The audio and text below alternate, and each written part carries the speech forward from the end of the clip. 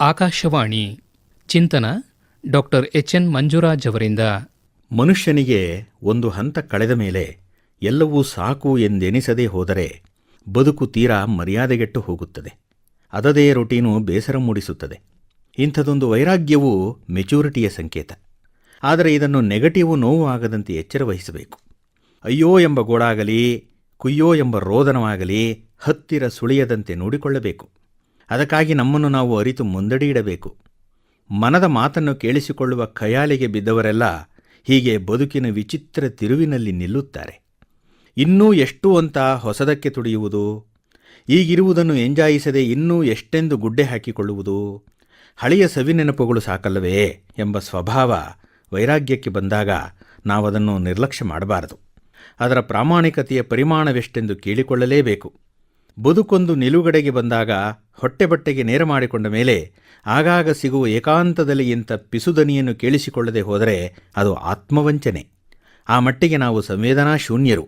ಏಕೆಂದರೆ ಮೊದಲಿಗೆ ನಾವು ಭಾವನಾಜೀವಿಗಳು, ಮೊದಲಿಗೆ ಮಿಡಿಯುವುದು ಕರುಳು, ಆನಂತರವಷ್ಟೇ ಬುದ್ಧಿಗಮ್ಯ ವಿಚಾರ ತರಂಗಗಳು.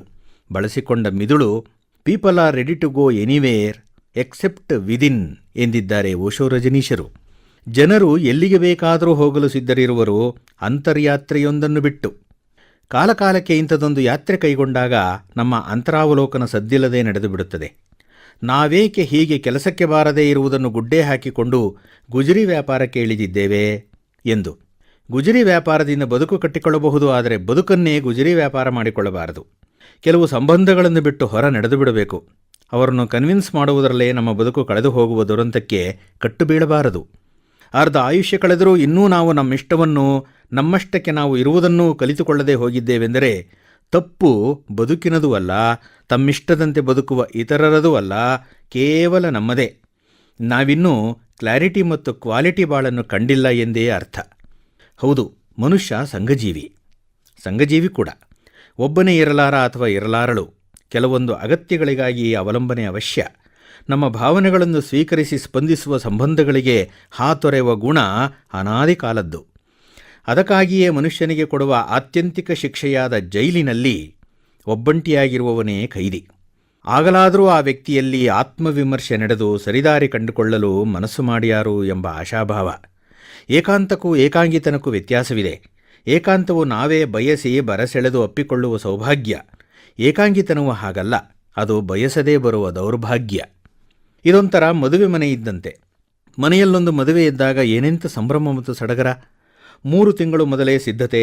ಕರೆಯುವವರು, ಕಳಿಸುವವರು, ಛತ್ರ ಯಾವುದು, ಅಡುಗೆ ಮೆನು ಹೇಗೆ, ಯಾರಿಂದ, ಯಾರ್ಯಾರನ್ನು ಎಲ್ಲೆಲ್ಲಿ ತಂಗಲು ಏರ್ಪಾಡು ಮಾಡಬೇಕು, ಹಣದ ಮೂಲ ಎಲ್ಲವೂ ಔಟ್ಸೋರ್ಸಿಂಗು. ಆದರೂ ಅದಕ್ಕಾಗಿ ಕಡಿಮೆ ಬೆಲೆಯಲ್ಲಿ ಉತ್ತಮ ಸೇವೆ ನೀಡುವ ಮಂದಿಗಾಗಿ ತಡಕಾಟ, ಅಡ್ವಾನ್ಸುಗಳ ಪೇಮೆಂಟು, ಆಹ್ವಾನ ಪತ್ರಿಕೆ, ಅದರ ಅಂದಚಂದ, ಲೊಕೇಶನ್ನು, ಬಟ್ಟೆ ಬರೆ, ಚಿನ್ನ ಬೆಳ್ಳಿ ಕೊಳ್ಳುವಿಕೆ. ಹೀಗೆ ಒಂದು ಮದುವೆ ಮಾಡಿಕೊಡಲು ಆ ಮನೆಯವರು ಒದ್ದಾಟದಲ್ಲೇ ಅದೆಂಥದೋ ಆನಂದವನ್ನೂ ಕಾಣುವಂತೆ ಬಿಡುಗಡೆಯ ಭಾವಕ್ಕಾಗಿ ಹಾತೊರೆತ. ಅದನ್ನು ಇಷ್ಟಪಟ್ಟೇ ಹೊತ್ತುಕೊಳ್ಳುವ ಧಾವಂತ. ಹೀಗೆ ಬದುಕೊಂದು ಮದುವೆ ಮನೆ. ಎಲ್ಲವೂ ಅಂದುಕೊಂಡಂತೆ ಸುಸೂತ್ರವಾಗಿ ನಡೆದ ಮೇಲೆ ಬರುವ ನಿಡಿದಾದ ಉಸಿರು. ಒಂದು ಹಂತದಲ್ಲಿ ಇದೇಕೆ ಇಂಥ ಕಮಿಟ್ಮೆಂಟು ಹೊತ್ತುಕೊಂಡೆ ಎಂದು ಮನಸ್ಸು ಕೇಳದೇ ಇರದು. ನಮ್ಮ ಲೆಕ್ಕಾಚಾರದಲ್ಲಿ ಸ್ವಲ್ಪ ಉಲ್ಟ ಆದರೂ ಏನೋ ಕಸಿವಿಸಿ ಮುಜುಗರ.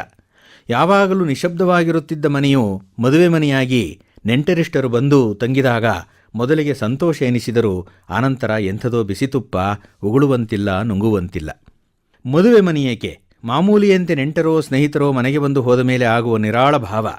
ಎಲ್ಲಿಯೂ ಆತಿಥ್ಯಕ್ಕಾಗಲಿ ಗೌರವ ಪ್ರೀತಿಗಾಗಲಿ ಚ್ಯುತಿ ಬಂದಿಲ್ಲವೆಂಬ ಸಮಾಧಾನ. ಬರುವ ಮೊದಲು ಹೋದ ಮೇಲೂ ಇದ್ದ ಶಾಂತಿ, ಸಮಾಧಾನ ಮತ್ತು ಊರ್ಜಿತ. ಇದುವೇ ಬದುಕು. ಬದುಕಿನ ಒಂದು ನಿರ್ಣಾಯಕ ಘಟ್ಟದಲ್ಲಿ ಭ್ರಮೆ ಹರಿಯಬೇಕು. ಇನ್ನು ಎಲ್ಲವೂ ಸಾಕು, ಈಗಿರುವುದರಲ್ಲಿ ನೆಮ್ಮದಿ ಕಾಣಬೇಕು ಎಂಬ ಮುಸ್ಸಂಜಿಯ ಮಾತನ್ನು ಮೆಲುಕು ಹಾಕಬೇಕು. ಅದು ಬಿಟ್ಟು ಇನ್ನೂ ವಯಸ್ಸಿದೆಯೆಂದು, ಮನಸ್ಸಿದೆಯೆಂದು ಮೊದಲಿನ ಹಾಗೆಯೇ ಬದುಕಲು ಹೋದರೆ ಅದನ್ನು ಜೀವನ ಪ್ರೀತಿ ಎನ್ನುವುದಿಲ್ಲ, ದುರಾಸೆಯ ದುರಂತ ಎನಿಸಿಕೊಳ್ಳುತ್ತದೆ. ಮನುಷ್ಯರಿಗೆ ಒಂದು ಹಂತ ಕಳೆದ ಮೇಲೆ ಎಲ್ಲವೂ ಮಾಗಬೇಕು, ಎಲ್ಲವೂ ಬಾಗಬೇಕು, ನಿಶ್ಚಿಂತೆಯಿಂದ ಸಾಯಬೇಕು. ಡಾಕ್ಟರ್ ಎಚ್.ಎನ್. ಮಂಜುರಾಜ್ ಅವರಿಂದ ಚಿಂತನ ಕೇಳಿದಿರಿ.